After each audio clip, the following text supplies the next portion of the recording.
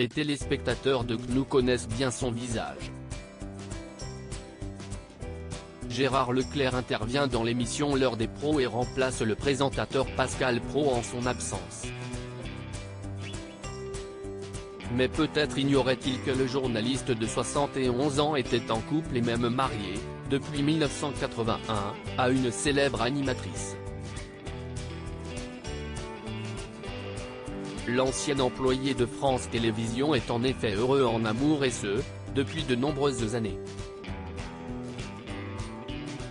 Avant d'être nommé chef du service économique de la radio RMC, 1985, Gérard Leclerc a fait ses débuts à la radio en tant que rédacteur reporté, avant de devenir journaliste au service économique, sur les ondes d'Europe 1. Une station à laquelle il est resté fidèle pendant pas moins de 7 ans. Si est-il dans les locaux qu'il a croisé la route d'une femme que les auditeurs connaissent sous le nom de Julie, Chantal Ceylan de son vrai nom, l'une des grandes voix de la radio française. Si est-il en 1972 qu'elle a fait ses premiers pas sur Europe 1. Une station de laquelle elle a été écartée en juillet 2021 après 49 ans de bons et loyaux services.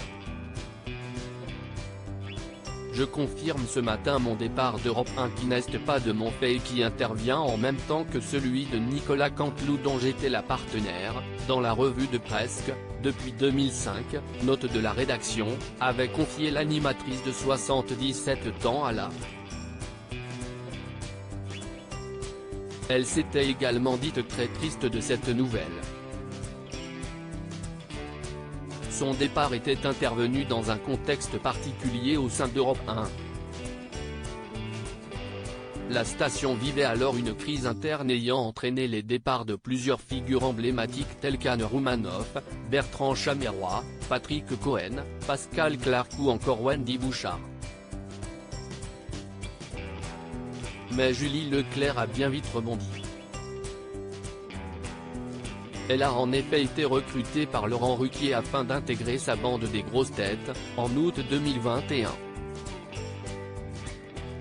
Côté vie privée, elle est l'heureuse maman de 3 enfants, fruit de son union avec Gérard Leclerc, les jumeaux Antoine et Mathieu, nés en 1982, et une fille prénommée Charlotte, née en 1987.